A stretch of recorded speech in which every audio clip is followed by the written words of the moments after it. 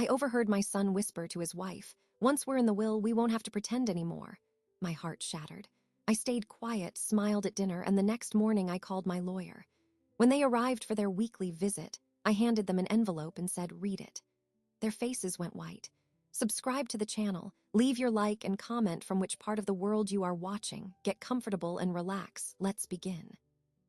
I was setting the table for 3, my hands moving with the familiar, easy rhythm of a Sunday dinner.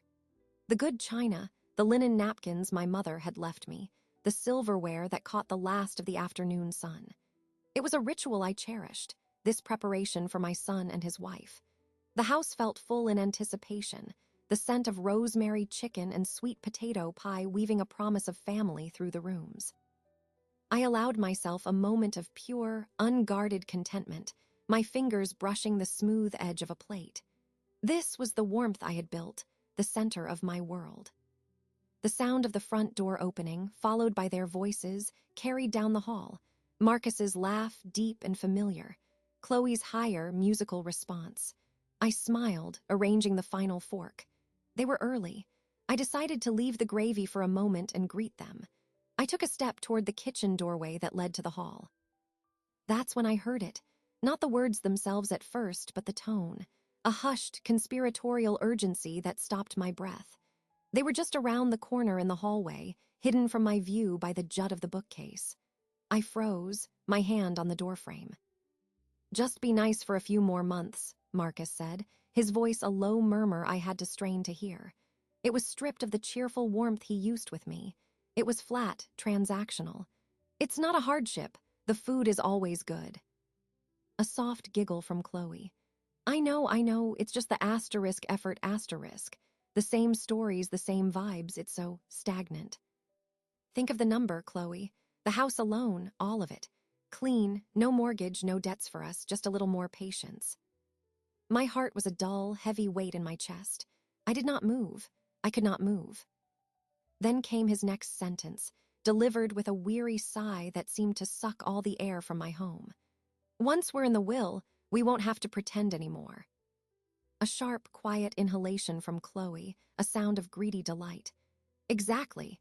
Then we can finally live. No more boring Sunday obligations." The floor beneath my feet felt insubstantial. The walls of my hallway, lined with pictures of Marcus growing up, of our vacations, of his wedding day, seemed to tilt inward. The words echoed, each one a precise, surgical cut. Pretend, obligations, the will. I heard the rustle of their coats being hung. I forced my limbs to function. I took a silent step back into the kitchen, turning toward the stove. My movements were automatic. I picked up the gravy boat, my grip tight enough to turn my knuckles white. The rich, savory smell that usually brought comfort now felt cloying, sickening. "Mom, something smells amazing." Marcus stood in the doorway, his smile wide and easy. He looked like my boy. He had my father's eyes. Chloe stood just behind him, her arm linked through his, her face arranged into its usual picture of bright, vacant affection. "Just in time," I said. My voice sounded normal. It came from somewhere outside my body. "Everything's ready, go on and sit." I carried the gravy to the table. My hands did not shake. I observed them as if they belonged to someone else, placing the boat on the trivet, adjusting the position of a spoon. I took my seat at the head of the table. The meal began. They talked. Marcus told a story about a client at work, using his hands for emphasis. Chloe complimented the chicken, her voice dripping with that same musical, false sweetness. "You must give me the recipe, Ellie. It's just divine." I watched them. I really looked. I saw the way Marcus's eyes would flick to Chloe after he said something he thought was charming, seeking her approval. I saw the tight, practiced curve of her smile, never quite reaching her eyes. I noticed how her gaze traveled over the sideboard, lingering on the silver tea service before snapping back to her plate. I participated. I asked about their plans for the summer. I nodded at the appropriate moments. I laughed when Marcus made a joke. The sound of my own polite laughter was strange in my ears, a hollow performance. I was an actress who had just read the true script for the first time, and now I was forced to play my old part while knowing the grotesque ending. Every gesture, every word from them was now illuminated by the cold light of that hallway whisper. The way Chloe reached over and patted my hand. "You look tired, Ellie. You really should let us help more around here." It wasn't concern. It was a scout assessing territory. Marcus's comment about the property values in the neighborhood rising. "This place is a real asset, Mom. You've done well." It wasn't pride. It was an appraisal. I chewed my food. It had no taste. The china felt fragile, a thin veneer over a terrible void. The cozy dining room, with its warm walls and shelves of books, felt like a meticulously constructed set. I was the prop at the center of it, soon to be discarded once my utility was spent. The conversation turned to their recent weekend trip. Chloe described a boutique hotel. "It was lovely, but so expensive. You wouldn't believe the cost of a simple suite these days." She said it with a light sigh, her eyes cutting briefly toward Marcus. He nodded, chewing. "Everything's going up, makes planning for the future stressful." He looked at me then, his expression one of manufactured commiseration. "You're lucky to be settled, Mom. No more of those financial worries." The subtext was a siren. "You have what we want. Your ease is our burden." I took a sip of water. "Yes," I said, my voice calm. "I am very settled." The rest of the dinner was a study in cruelty. Their pretense was a transparent film, and I could see the avarice moving beneath it. I cataloged it all. The forced questions about my health, the overly solicitous offers to clear the plates, the way Chloe's smile would vanish the instant she thought my attention was elsewhere, leaving a flat, impatient line on her face. Finally, it was over. I declined their offer to help with the dishes. I wanted them gone. I needed the silence to think, to breathe air that wasn't poisoned by their presence. At the door, there were the usual rituals. Chloe's airy kiss on my cheek, her perfume smelling of citrus and false warmth, Marcus's strong hug. "Love you, Mom. Thanks for dinner." I looked up at him, my son, and I saw the stranger who had spoken in my hallway. "I love you too," I said. The words were ash. I closed the door behind them. I turned the deadbolt with a firm, final click. I stood in the sudden, immense quiet of my house. The ghosts of their laughter, their conspiratorial whisper, clung to the walls. I walked back to the dining room. The table was a wreck of our meal. Soiled napkins, grease-smudged plates, the carcass of the chicken. A stage after the actors had left. I did not begin to clear. I sat down in my chair again. I looked at Marcus's empty seat, at the crumpled napkin he had left beside his fork. The pain arrived then, not as a wave, but as a slow, cold seep, filling the spaces the shock had carved out. It was a vast, hollowing ache. This was my child. The boy I read to, whose fevers I watched through the night, whose dreams I nurtured. Reduced to a man counting the months until my death for his financial comfort. But alongside the ache, something else was solidifying, a cold, clear point of focus. The pain was a fact. Their betrayal was a fact. My house, my life, my work, these were also facts. They had spoken of pretense. They had played a part. Now I knew the truth of the play, and knowing the truth provides a certain power. I sat there for a long time as the sun faded and the room turned blue-gray. The weight of my own history in these walls pressed down on me, the struggles, the triumphs, the quiet joy of building a home. It was not a prop. It was my life, and they were waiting to pick it clean. I finally stood. I began to clear the table. My movements were slow, deliberate. Each plate washed and dried was an act of reclamation. This was mine. This kitchen was mine. This piece, even if it was now a wounded piece, was mine to defend. The whispering in the hall had broken one world. In its place, a new landscape was forming, stark and clear under a cold moon. I had heard them, and now everything was different. The silence after the door closed was not empty. It was full of the echo. Once we're in the will, we won't have to pretend anymore. I let the words sit in the room with me as I finished washing the last dish, dried it, and put it away. The order of the kitchen was a small, necessary defiance. I went to bed, but I did not sleep. I lay in the dark and let the cold fact of it settle into my bones. The hurt was a vast, silent ocean, but I could not afford to drown in it. By the time the first gray light touched the window, the hurt had been compressed into something solid and usable. A tool, a weapon. I rose at my usual time. The routine was armor. I showered, dressed in a simple navy pantsuit, fixed my hair. I made coffee. The scent of it, the ritual of the machine hissing, was a point of normalcy. I drank a cup at the kitchen table, looking out at my garden. The early sun touched the petals of the roses I had nurtured for years. They were real. Their beauty required no pretense. My hands were steady around the mug. I did not allow myself to think about Marcus as my son. I thought of him as a problem to be solved. Chloe was a factor in the equation. My assets were the variables. I needed a mathematician. At exactly 8:30, I picked up the phone and dialed Ben Carter's office. I had known Ben for 20 years. He had handled the legalities when I bought this house. He had drawn up my first will after my husband passed, the one that left everything to Marcus. His secretary, Lorraine, recognized my voice. "Eleanor, how are you, dear?" "I'm well, Lorraine. Is Benjamin available? I need to see him. Today." There was a brief pause. I was not a person who made urgent demands. "Let me check his calendar. Hold, please." I held. I watched a finch land on the bird feeder outside the window. It pecked, then flew away. Lorraine came back on the line. "He can see you at 11. He had a cancellation. Is that acceptable?" "Perfect, I'll be there." I did not offer a reason. I simply hung up. The drive into the city was a study in focus. I did not play the radio. I considered what I would say. I would state facts. I would not cry. Crying was for grief, and I was past the initial grief. I was in the phase of planning. Ben's office was in a modest, respectable brick building downtown. His space was not showy. It spoke of quiet, sustained competence. Lorraine greeted me with a warm smile that faded slightly when she saw my face. "Go right in, Eleanor. He's expecting you." Ben stood up from behind his large, orderly desk. He was a tall man, a few years my junior, with a close-cropped beard that was more salt than pepper now. His eyes, behind thin-framed glasses, were sharp and kind.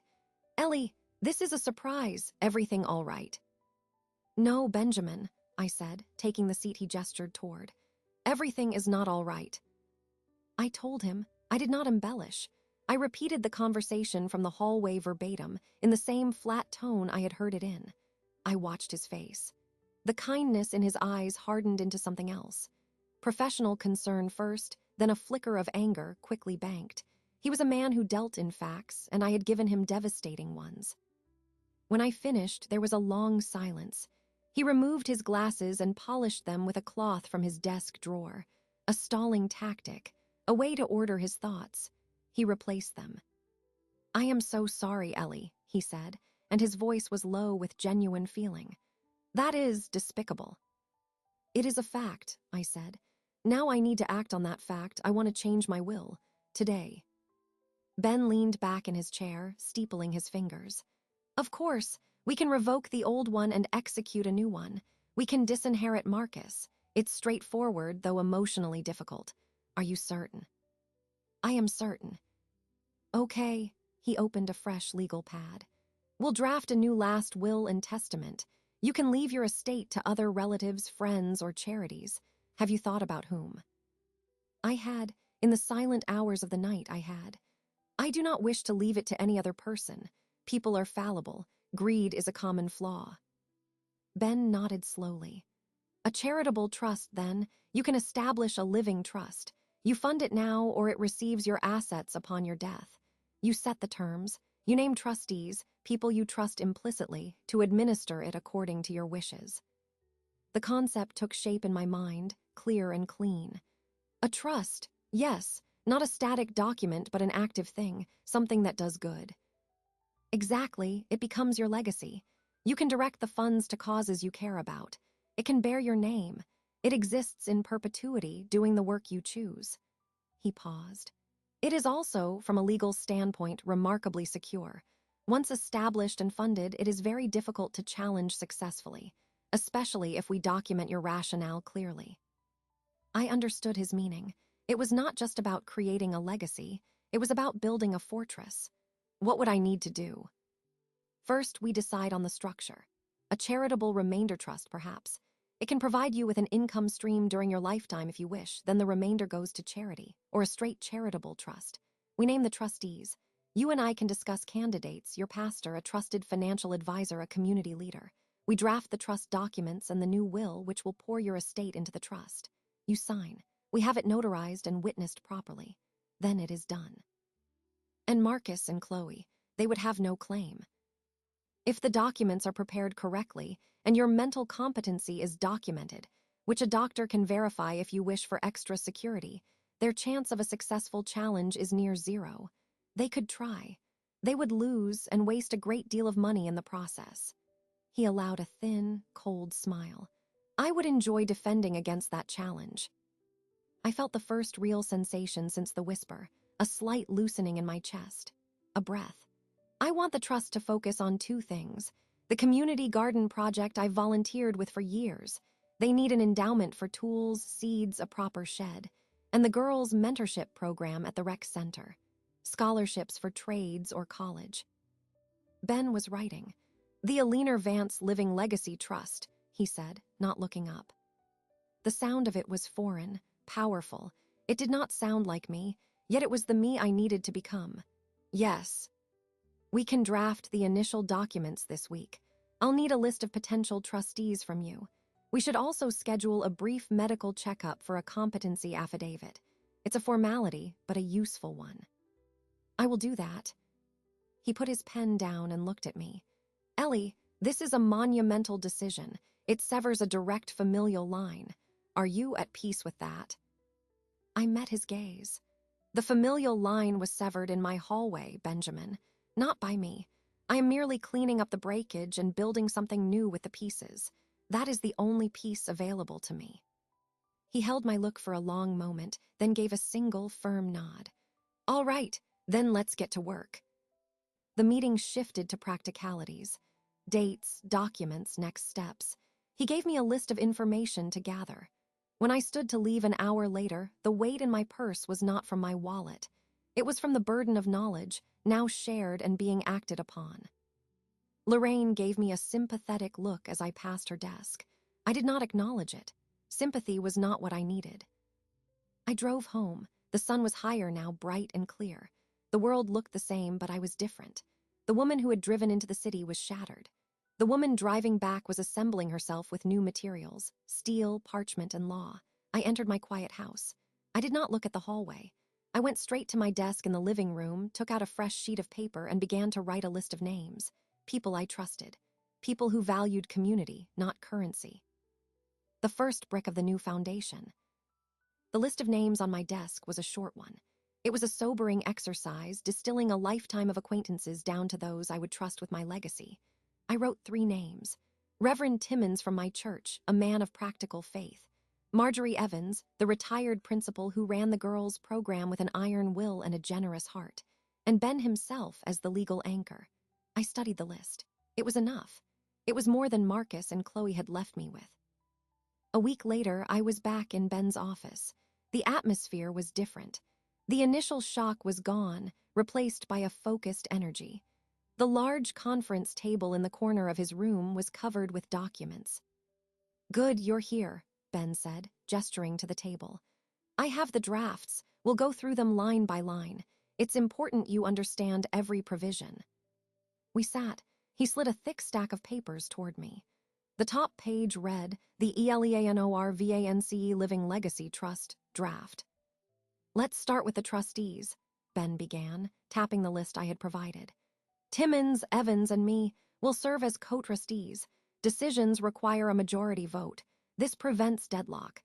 We have named 2 successor trustees in case one of us predeceases you or steps down. He pointed to 2 additional names on the list, people I had suggested as backups. That seems sound, I said. Next, the funding mechanism.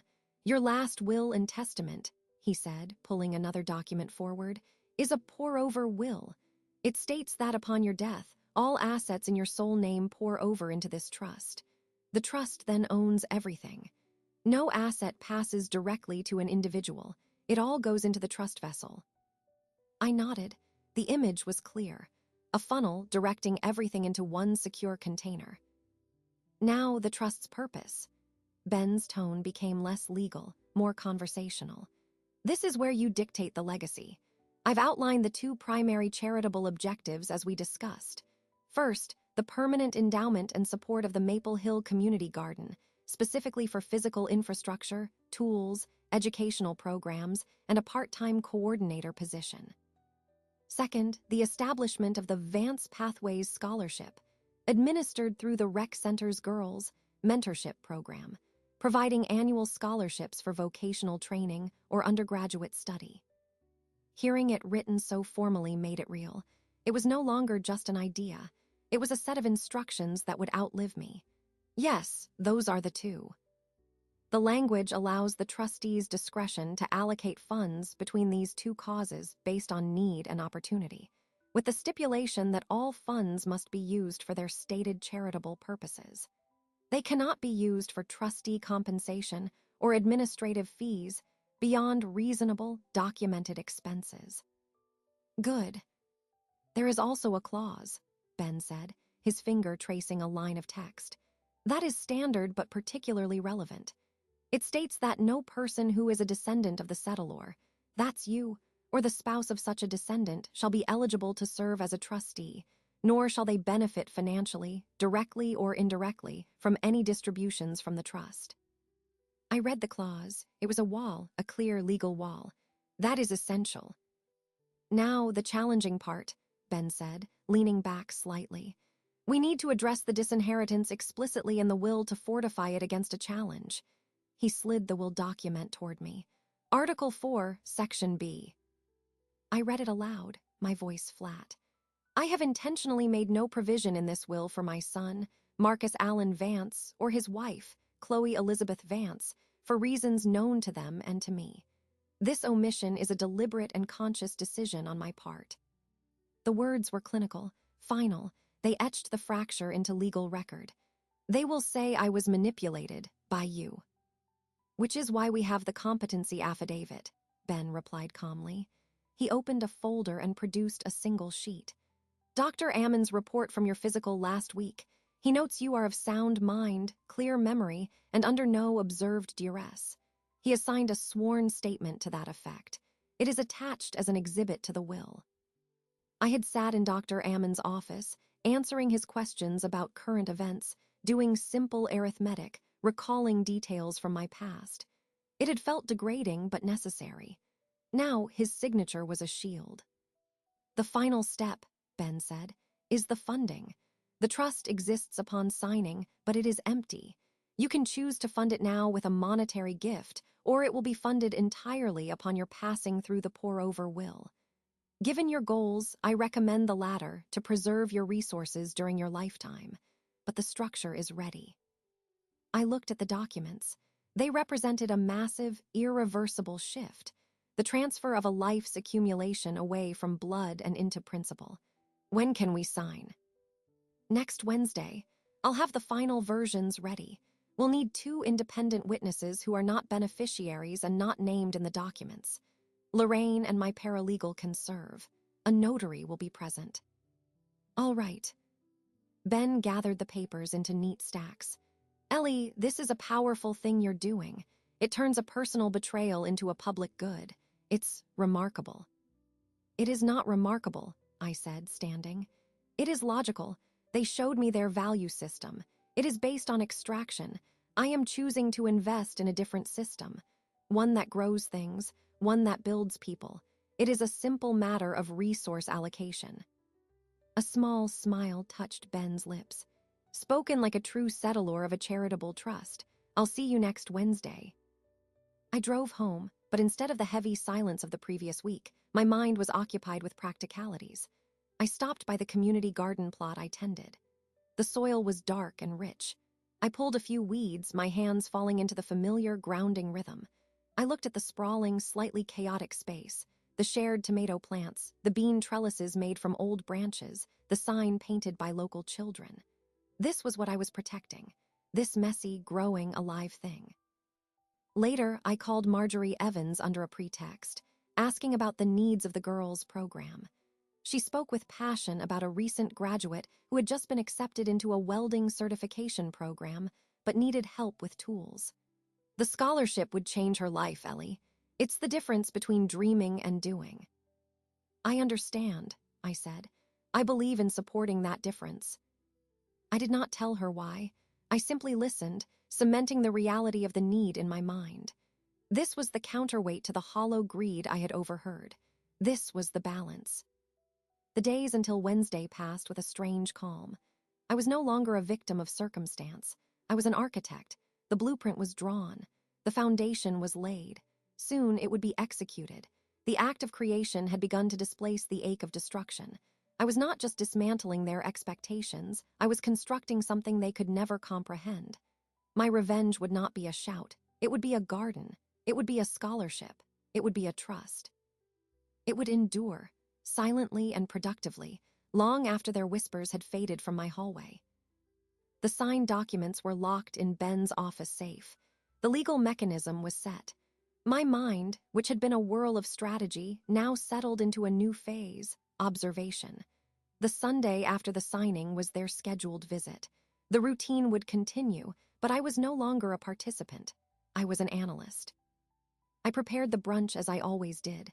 A crustless quiche, a fruit salad, fresh biscuits. The motions were automatic, but my mind was alert. I set the table with the everyday dishes, not the good china. A small, unnoticed change. I was no longer performing for an audience I wished to impress. I was providing a stage for them to reveal themselves. The doorbell rang at precisely 11. I took a breath, wiped my hands on a towel, and walked to the door. I opened it to their smiling faces. "Mom, you look great," Marcus said, leaning in to kiss my cheek. His cologne was sharp, expensive. "Ellie, that color is lovely on you," Chloe chirped, holding out a bakery box. "We brought pastries from that new French place. They're just to die for." "Thank you," I said, accepting the box. The pastries were undoubtedly costly, a shiny prop in their performance of thoughtful children. "Come in." They moved into the living room with a familiar ease that now struck me as entitlement. Marcus immediately went to the window overlooking the back garden. "Lawn is looking good. You still using that same service?" "I am. They're reliable." "You know, I could take over managing them for you, save you the hassle." He said it lightly, but the subtext was clear. Let me insert myself into the maintenance of the asset. "That's quite all right. I don't find it a hassle. I enjoy dealing with them directly." He shrugged, a flicker of something, irritation, crossing his face before the smile returned. We sat to eat. The conversation followed its usual shallow channels. Chloe talked about a friend's destination wedding, the cost, the spectacle. Marcus discussed the volatility of the stock market. Their words were peppered with casual references to money, to value, to cost. I listened. I ate small bites of quiche. I watched Chloe's eyes as they traveled over the sideboard, the silver frame holding a picture of Marcus as a boy, the small jade figurine my sister had given me. It was not a look of appreciation. It was an appraisal. "So, Mom," Marcus said, spreading jam on a biscuit, "any thoughts about maybe downsizing? This is a big house for one person, a lot of upkeep." The question hung in the air. It was a test balloon for their timeline. "I have no such thoughts," I said, my voice even. "I like the space. My book club meets here. I have room for my projects. It holds my memories. Why would I give that up?" Chloe jumped in, her voice syrup-sweet. "Oh, we just worry about you all alone here. So many stairs. And the property taxes must be staggering." "The taxes are manageable, and I am not all alone. I have a full life, but it's kind of you to worry." I let a beat of silence pass. "Tell me, how are your retirement plans coming along? You both seem so concerned with finances lately." It was a subtle shift, turning the scrutiny back on them. Marcus blinked, caught off guard. "Our plans, fine, on track, the usual." "That's good. It's important to be self-sufficient," I said, holding his gaze for a moment before looking down at my plate. "To not have to rely on the expectation of windfalls." The air in the room tightened. Had I pushed too far? But the comment was ambiguous enough. It could be read as general advice. Chloe's smile became fixed. "Oh, absolutely. But family is there to help, of course. That's what family does." "Indeed," I said, "it does." The meal continued. I steered the conversation to neutral topics. The weather, a new movie, the city's plans to repave our street. I watched them relax back into their performance. Their relief was palpable. They thought I was just making idle chatter. When Chloe offered to help clear, I let her. I wanted to see her in my kitchen, a space she clearly viewed as a future asset. She loaded the dishwasher with a careless clatter, her gaze skipping over the appliances. This kitchen is really a classic, Ellie. So much potential. With a little update, some stainless steel, quartz countertops, it could be a real selling point. I like it as it is, I said, standing at the sink, washing the delicate crystal water glasses by hand. It functions perfectly. I've never seen the need to replace things that work simply for the sake of appearance.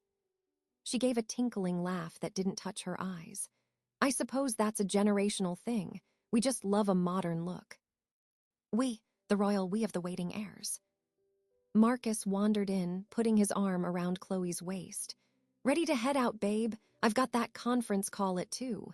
He turned to me. Thanks for brunch, Mom. Always the best. Of course. It was good to see you both. At the door, the goodbyes were the same hollow pantomime. The kisses, the hugs, the empty endearments. I closed the door and locked it. I returned to the dining room. I cleared the rest of the table slowly, methodically. I replayed every line, every glance. Marcus's probing about the house, Chloe's appraisal of the kitchen, their shared fixation on money, thinly veiled as concern. The performance had been flawless on their part, but I was no longer moved by the play. I was studying the technique. Their greed was not a hidden monster. It was the quiet engine of every interaction. They were marking time, counting the Sundays until their reward. A profound calm settled over me. The initial, soul-crushing pain was gone. In its place was a cold, analytical clarity. They were predictable. Their motives were transparent. My advantage was that I saw the game for what it was, and they did not know I had changed the rules. I finished cleaning. The house was silent, but it was no longer a lonely silence. It was the silence of a stage after the actors have left and the director remains, already planning the next decisive act. I had played my part today perfectly. I had been the doting, oblivious mother. I had fed them, listened to them, given them nothing but the expected script. And I had gathered all the intelligence I needed. They were exactly who I had heard in the hallway. There was no depth, no regret, no latent love to salvage. They were simply waiting. My work with Ben was not an overreaction. It was the only rational response. I went to my desk and made a note on my calendar for the following Sunday. Then I put on my gardening shoes and went outside. The sun was warm. The soil was real. I knelt and began to weed my flower bed, the physical action a grounding counterpoint to the cerebral theater of the morning. Here, there was no pretense. The weeds needed pulling. The plants needed care. The work was honest. It was a relief. The quiet certainty I felt after their visit carried me through the week. The observation was complete. The analysis was finished. All that remained was the formal, physical act of commitment. Wednesday arrived, the day Ben had scheduled for the execution of the documents. I dressed with care, choosing a simple charcoal gray dress. This was not a funeral, but it was an ending. It required respect. I drove to Ben's office under a clear sky. There was no tension in my hands on the wheel. My mind was quiet. The decision was made. This was merely its administrative conclusion. Lorraine greeted me with a more subdued professionalism than usual. They're ready for you in the conference room, a leaner. Ben was there, along with a young woman I recognized as his paralegal, Sarah, and a man I didn't know with a notary stamp and seal on the table before him. The room felt charged with a silent formality. On the large table lay 2 neat stacks of paper, a sleek black pen beside each. Ellie, Ben said, gesturing to the chair at the head of the table. This is Mr. Briggs, our notary. Sarah, you know. They will serve as the independent witnesses. We'll proceed step by step. There is no rush. I sat. Ben positioned the first stack in front of me. This is the last will and testament of a leaner Vance. I will direct you to each signature line. Please sign exactly as your name is printed. Initial each page at the bottom. I picked up the pen. It was heavy, cool metal. I opened the document to the first page. My name was typed in bold letters.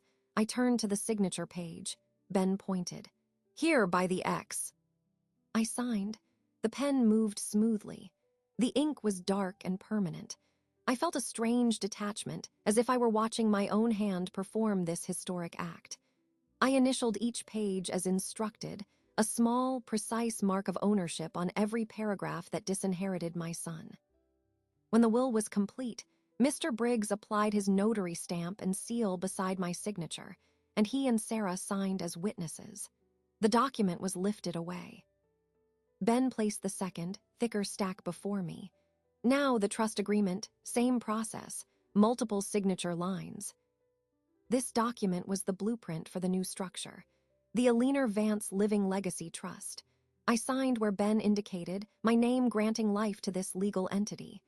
I initialed pages that outlined the scholarship funds, the garden endowment, the clause barring descendants. Each initial was a silent affirmation. This was my choice, my redirection. The signing took 20 minutes. There was no conversation beyond Ben's soft instructions. The scratch of the pen, the turn of pages, the thud of the notary stamp were the only sounds. Finally, it was done. Mr. Briggs gathered his things, nodded solemnly, and left. Sarah followed, taking the executed documents for scanning and filing. Ben and I were alone in the conference room. The air seemed to settle. He let out a long, slow breath. "It is done, Ellie. These are now legally binding. The originals will go into my fireproof vault. You will receive copies for your records." I placed the pen down on the table. A simple action, but it felt like laying down a burden. The burden of indecision, of heartbreak, of vulnerability. It was replaced by a profound, almost physical sense of lightness. "Thank you, Benjamin." "There is nothing to thank me for. I facilitated your wishes. You showed remarkable strength." He paused. "Would you like some tea? I have that herbal blend you like." I was surprised. It was an offer beyond the professional. I would, yes. He led me not back to his stark office, but to a small, comfortable sitting area in a corner of the firm's library. Lorraine brought in a tea tray with a pot and 2 cups. Ben poured. We sat in silence for a moment, sipping the hot, floral tea. The warmth was real.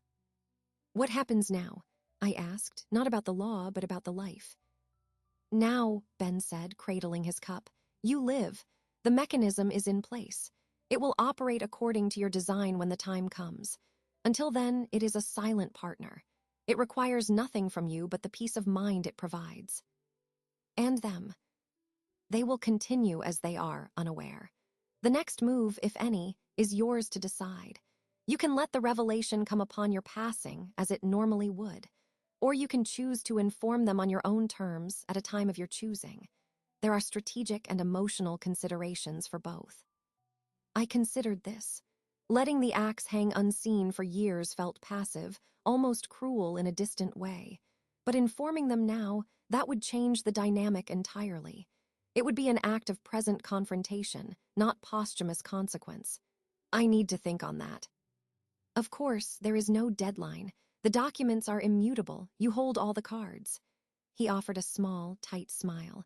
It is a rare and powerful position. I finished my tea. The liquid had warmed the cold, focused place inside me. I believe I will go home now. "Of course, I'll have the copies couriered to you tomorrow. And Ellie," he said, standing as I did, "for what it's worth, I am proud to know you. This is not an act of spite. It is an act of profound self-respect." I nodded, accepting the words without comment. They were kind, but they were not the point. The point was the stack of signed paper now sitting in a vault. The point was the shift of legacy from blood to belief. The drive home felt different. The world outside the car window was the same, but my position in it had solidified. I was no longer a woman waiting to be disappointed. I was a woman who had secured her own borders. The house, when I entered it, did not feel like an asset waiting to be transferred. It felt like a fortress I had just finished fortifying. I went to my desk. I did not take out the old photos of Marcus. Instead, I took out the brochures for the community garden and the rec center program. I read them again. I made notes in the margin about the welding scholarship Marjorie had mentioned. This was the future I had just signed into existence. It was tangible. It was good. That evening, I did not cook. I ordered food from a local restaurant I enjoyed. I ate at the kitchen table, listening to jazz on the radio. The silence was companionable, not oppressive. I felt a sense of ownership over my life that had been eroded, grain by their expectations. I had reclaimed it. Later, as I prepared for bed, I looked at myself in the bathroom mirror. The woman who looked back had the same silver-gray hair, the same eyes, but her gaze was different. It was no longer soft with hopeful longing. It was clear, resolved, and quiet. The signing had not been an end. It had been a beginning. The legal work was the foundation. Now I was free to build the life upon it, a life lived not for the approval of grasping heirs, but for my own purpose.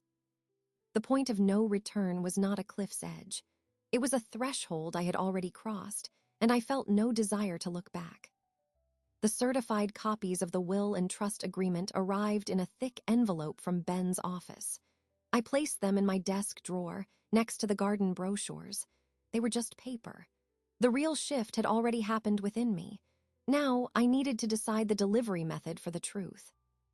Ben had presented the options, silence or revelation. Silence was the default. It was what they expected, a mother who would pass quietly, leaving them to discover their exclusion through a lawyer's letter after her death. It was safe. It was clean. And it felt to me like a continuation of the pretense. It left me playing a role in my own life for potentially years. I would have to keep smiling, keep hosting, keep listening to their hollow chatter, all while holding this concrete truth inside.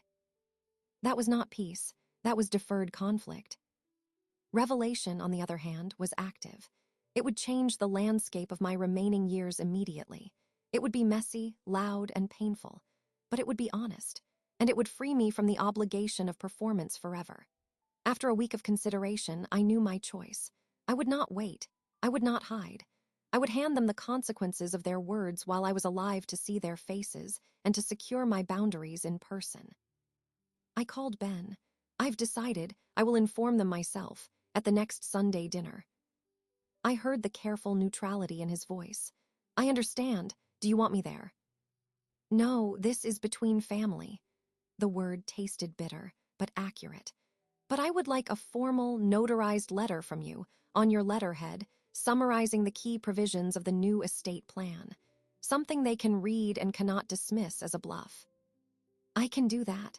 I'll draft a letter stating that I, as your attorney, have prepared and executed a new last will and testament and a charitable trust, that you are of sound mind, and that all prior testamentary instruments are revoked. I'll list the primary charitable beneficiaries and the explicit disinheritance clause. It will be a cold, factual document.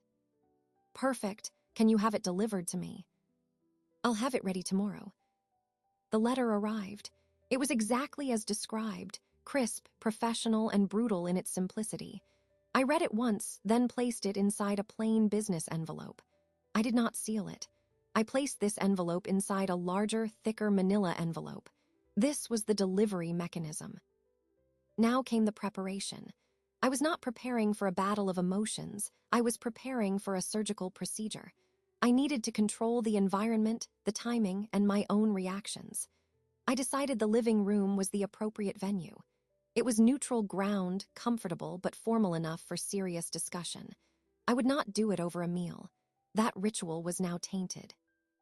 On Thursday, I stood in the center of the living room and practiced. I held the manila envelope. I visualized them sitting on the sofa. I saw myself taking the chair opposite them, my back straight. Before we visit today, I said aloud, my voice steady and low, there is a legal matter you need to be aware of. That was my opening line, factual, unemotional. I practiced handing the envelope to Marcus. I think you should read this, now. I practiced the gesture, firm, deliberate, not a request but an instruction. I anticipated their reactions. Confusion first, then dawning comprehension, then anger.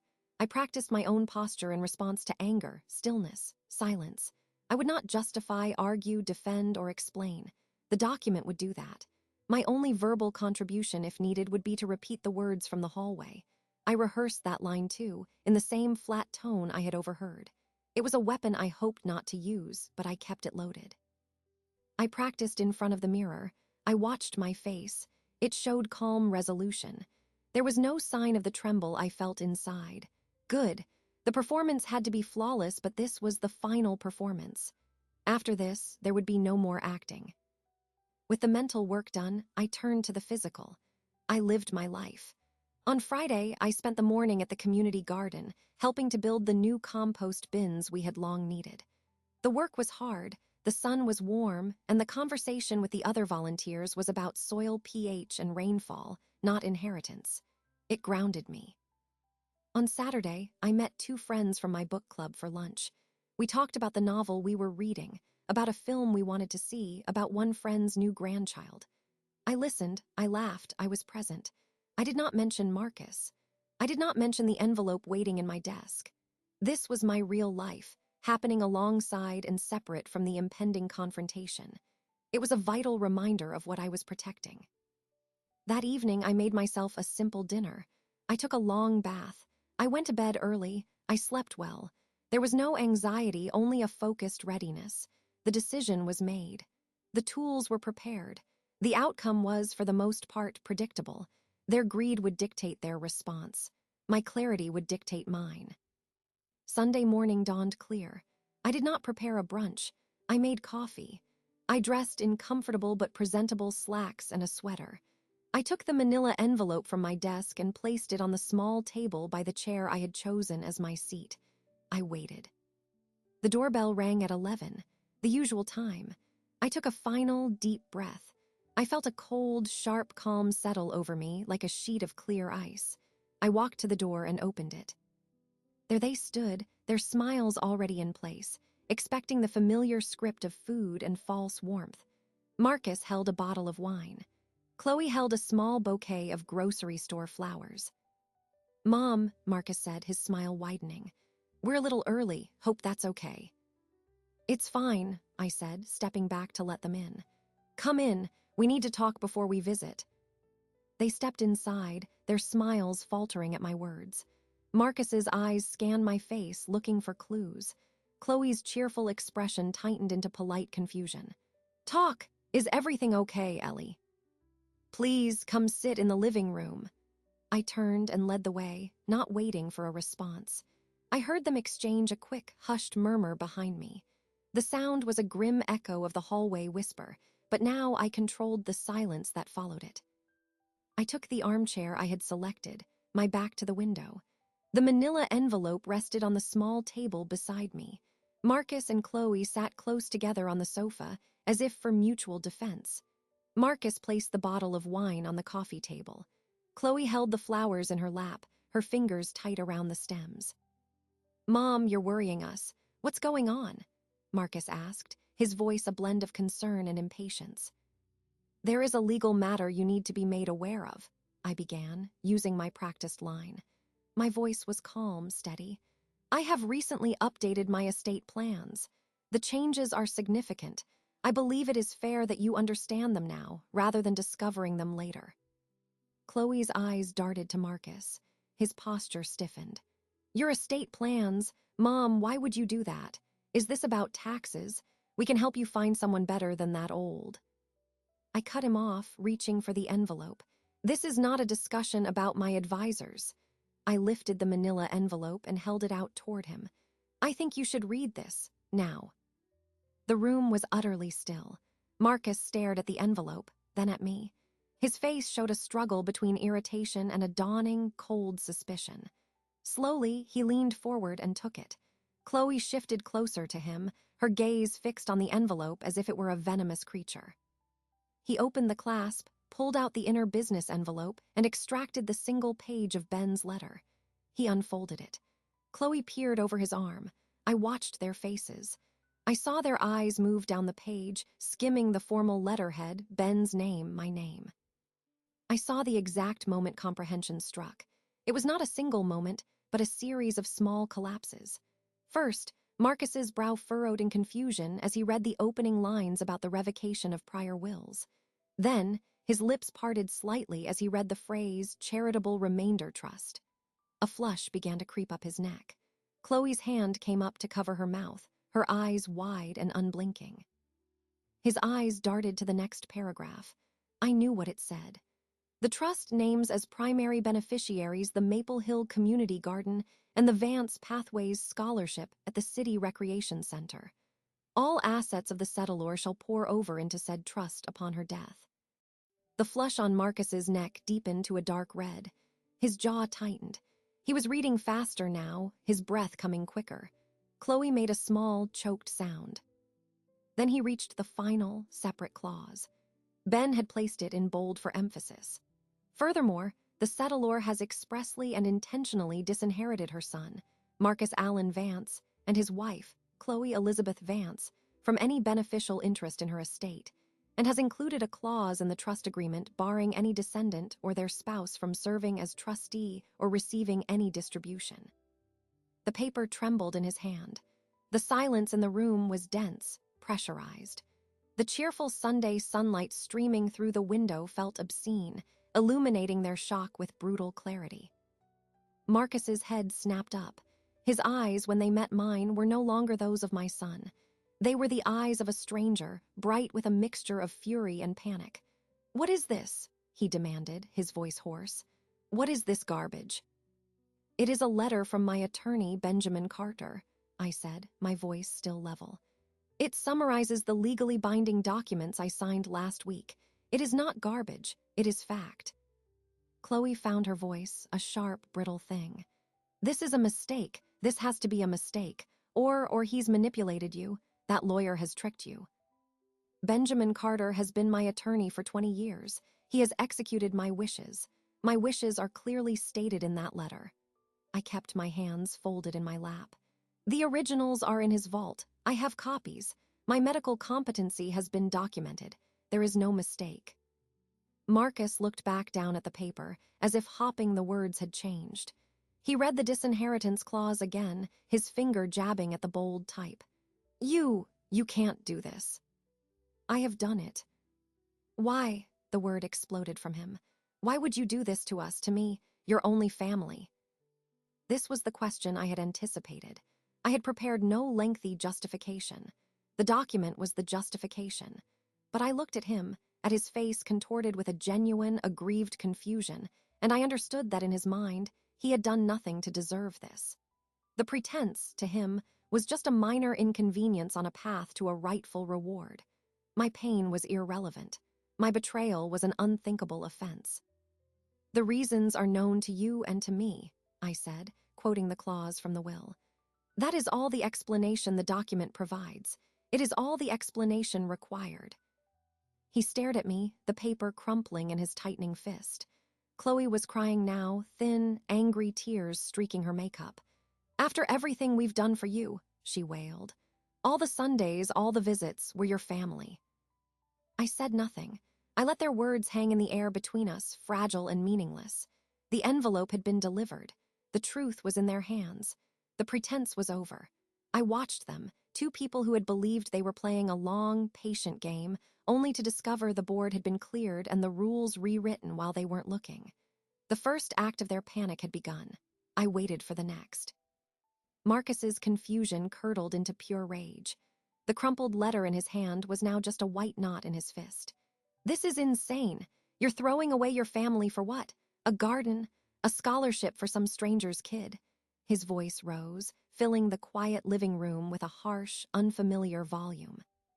Chloe's tears vanished, replaced by a sharp, furious glare. "It's that lawyer. He's poisoned you against us. He wants your money for himself, can't you see that? He's probably a trustee. It's a scam." I remained still. Their outburst was the expected next phase. "Benjamin Carter is a respected attorney. His fee is a standard hourly rate already paid. He is a trustee, along with Reverend Timmons and Marjorie Evans. His role is to ensure my wishes are carried out, not to profit from them." "Your asterisk wishes," Marcus spat the word. "Your wishes should be to take care of your son, to pass on what you built, not to give it away to feel like some saint. This is a betrayal." The irony was so profound it was almost physical. I felt a cold smile touch my lips, but I did not let it form. "A betrayal, yes." He was too enraged to hear his own hypocrisy. He stood up, looming over me where I sat. You will undo this. You will call Carter right now and tell him to tear it up. We are your family. This house, everything, it should come to me. That's how it works." Chloe stood beside him, her arms crossed.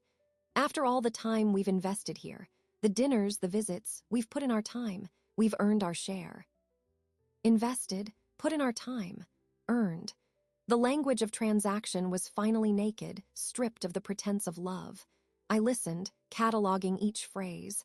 They were giving me all the confirmation I would ever need. "I am not a dividend to be collected after a period of investment," I said, my voice low but clear.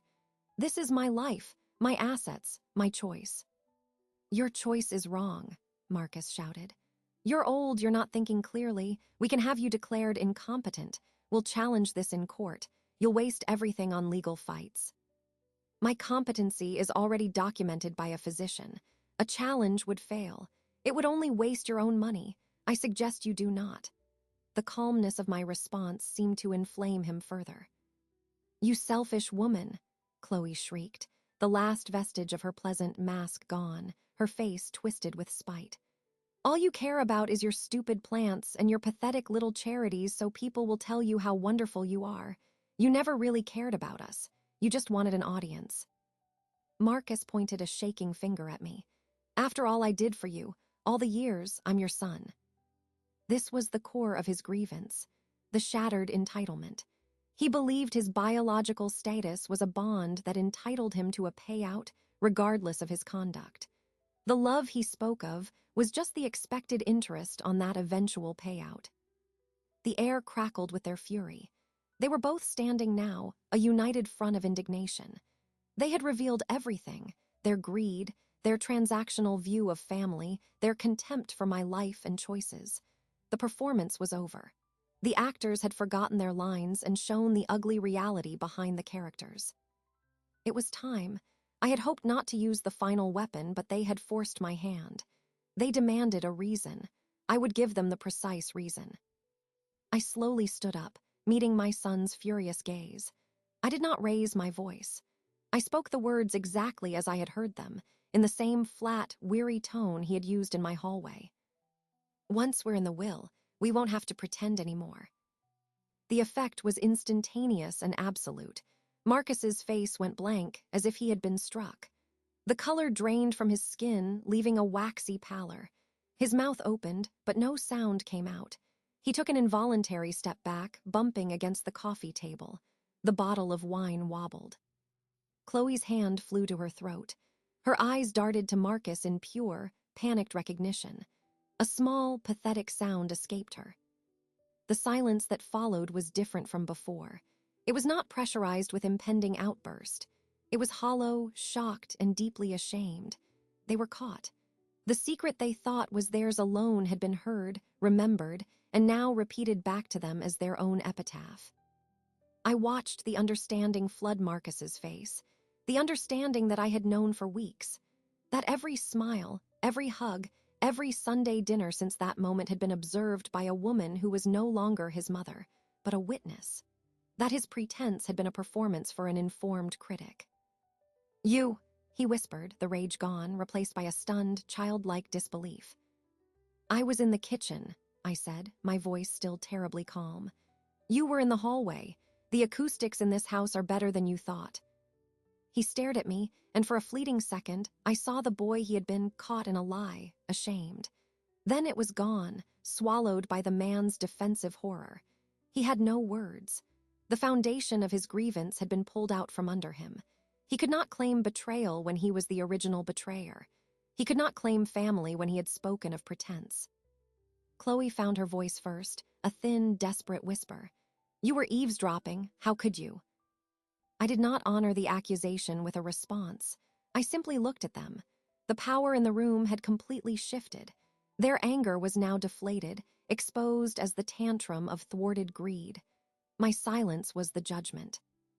Marcus looked down at the crumpled letter in his hand, then back at my face. The fight had left him. He was confronted with the irrefutable cause and effect.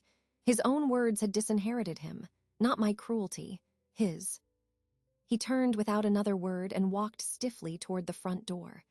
Chloe hesitated for a second, her eyes sweeping over me with a last flash of venom before she hurried after him. I did not move. I heard the door open and then shut with a soft, final click. I stood in the silent living room. The sunlight still streamed in. The bottle of wine and the sad bouquet of flowers remained on the coffee table. The envelope, now empty, lay on the floor where Marcus had dropped it. I felt nothing resembling triumph. I felt a vast, quiet emptiness. It was not sadness. It was the emptiness after a long, exhausting storm has passed. The landscape was altered, scoured clean. The debris of our relationship was now visible for what it always was. Cheap props for a cheap play. It was over. The masks had not just slipped. They had shattered on the floor at my feet. I was finally completely alone. And in that solitude, there was a profound and unequivocal peace. The silence after the door closed was not the same as the silence that had followed their previous visits. That silence had been heavy with unspoken deceit. This silence was clean. I looked at the wine bottle and the flowers on the coffee table. I picked them up. I poured the wine down the kitchen sink. I put the flowers in the trash. I picked up the crumpled letter from Ben, smoothed it out, and filed it with my copies of the documents. I returned the empty manila envelope to my desk drawer. The living room was restored to order. The evidence of the confrontation was erased. The space was mine again, completely. In the days that followed, I expected to feel a crash of emotion, grief, regret, loneliness. It did not come. Instead, I felt a sustained, steady clarity. The poison had been lanced. The infection was draining. The work of healing could begin, and for me, healing was not a passive state. It was an active construction. I called Ben. It is done, they know. He was quiet for a moment. How did they take it? As expected, they revealed their true characters. It was conclusive. I repeated the line to Marcus. I heard a low exhale on the other end of the line. Good. That should eliminate any ambiguity. How are you? I am well. I would like to move forward with the trust, not just as a posthumous entity. I would like to begin funding it now, partially. I want to see it work. That is an excellent idea, Ben said, his voice warming with approval. It shifts the focus to the life of the trust, not just its function after death. We can arrange an initial donation. The trustees can begin meeting. Set it up, I said. The first meeting of the Aliner Vance Living Legacy Trust was held in Ben's conference room 2 weeks later. Reverend Timmons, Marjorie Evans, Ben, and I sat around the table. It was not a somber gathering. It was a working meeting. Marjorie had brought proposals for the first 2 Vance Pathways scholarships. We have a candidate for the welding certification. Her name is Tanya, and a young woman named Layla who has been accepted into a nursing program but needs help with books and equipment. The trust can cover both. Reverend Timmons discussed the community garden's need for a proper tool shed and a reliable water system. We have volunteers ready to build. We just need materials. Ben presented the financials. My initial donation was transferred into the trust account. He outlined the investment strategy for the principal that would remain, ensuring growth to fund the scholarships in perpetuity. We voted. The scholarships were approved. The funds for the garden shed and water system were allocated. I sat and listened to these practical, compassionate discussions. This was my legacy in motion. It was not a concept in a document. It was Tanya's welding torch and Layla's textbooks. It was a shed to protect tools and a pipe to bring water to vegetables. It was real. After the formal meeting ended, Marjorie stayed to talk with me. Ellie, this is extraordinary. These girls, this changes everything for them. They'll want to thank you. The thanks is not necessary, I said. Knowing it will happen is enough. But it is necessary, she insisted gently. For them, to see that someone believes in their future, let them write you a letter at least. I agreed. The following week, I received 2 handwritten notes. Tanya wrote about her excitement to start her classes and her goal of opening her own repair shop one day. Layla wrote about her mother, a nurse, and her desire to follow in her footsteps. The letters were simple, heartfelt, and full of a future tense my own life had recently lacked. I placed them in the desk drawer, next to the trust documents. They were the counterweight to Ben's clinical letter. I began spending more time at the community garden, not just as a volunteer, but as a benefactor observing her investment. I helped paint the new shed. I talked with the coordinator about plans for a children's planting program. The garden was no longer just a hobby, it was part of my life's work. I also began to reclaim my social life, not as a distraction, but as a deliberate choice. I called my friends from the book club and invited them over for an afternoon tea. I did not speak of Marcus. I did not speak of the trust. We talked about books, about travel, about the small absurdities of daily life. The house filled with the sound of honest laughter, the kind that doesn't wait for a will to be read. One of my friends, Clara, noticed the change. "You seem lighter, Ellie, more yourself." "I am," I said, and it was the truth. The Sundays were now my own. I spent them as I chose. Sometimes I gardened. Sometimes I read. Sometimes I visited a museum or had lunch with a friend. The absence of the weekly performance was not a void. It was an open space I filled with activities that brought me actual joy, not the anxious hope for reciprocated affection. The house no longer felt like a stage awaiting actors. It felt like a home, my home.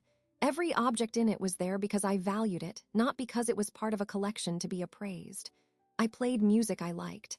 I cooked meals for myself that I enjoyed. The silence, when I chose it, was peaceful. Ben checked in periodically. There were no legal challenges from Marcus. My son had disappeared from my life as completely as if he had moved to another country. The phone did not ring. The doorbell did not chime on Sundays. I understood that his shame and his rage would likely keep him away permanently. I had prepared for this. The peace I felt confirmed it was the correct outcome. I was building a new foundation. It was made of legal agreements and charitable work, of fresh paint on a garden shed and hopeful letters from young women, of friendships based on mutual interest rather than familial obligation. It was solid. It was honest. It was mine. The old foundation, built on the shifting sand of a son's pretense, had collapsed. I had not merely survived the collapse. I had cleared the rubble and was now building something better, stronger, and true. The dedication of the Aliner Vance Community Garden was set for a Saturday in early autumn. The morning was crisp, the sky a clear, pale blue. I arrived early. The space had been transformed. The new shed stood solid and bright in the corner, the water system's faucets gleaming. Raised beds built by volunteers overflowed with late-season greens and flowers. A simple podium was set up near the entrance, and a banner with the garden's name hung between two posts. People began to gather. Not the two people I had once waited for, but dozens of others. Marjorie Evans was there, along with several of the girls from the mentorship program, including Tanya and Layla, who had come to help, and to see the garden their scholarship fund had helped support. Reverend Timmons greeted members of the congregation who had volunteered. Ben Carter stood to the side, talking with the garden coordinator. My friends from the book club, my neighbors, people from my church, they filled the space with a low, warm hum of conversation.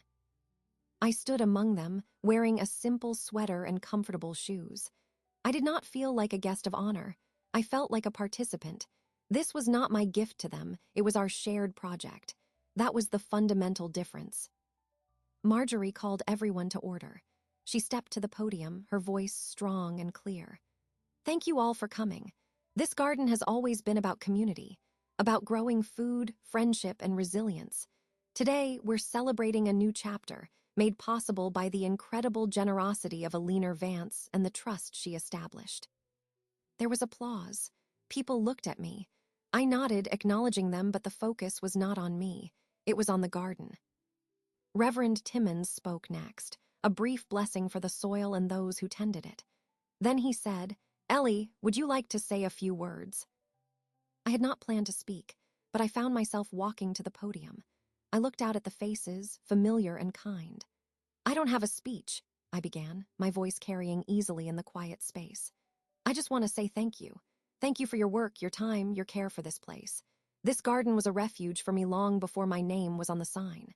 The best thing I could do was help make sure it remains a refuge for all of you, and for people we haven't met yet for a long time to come.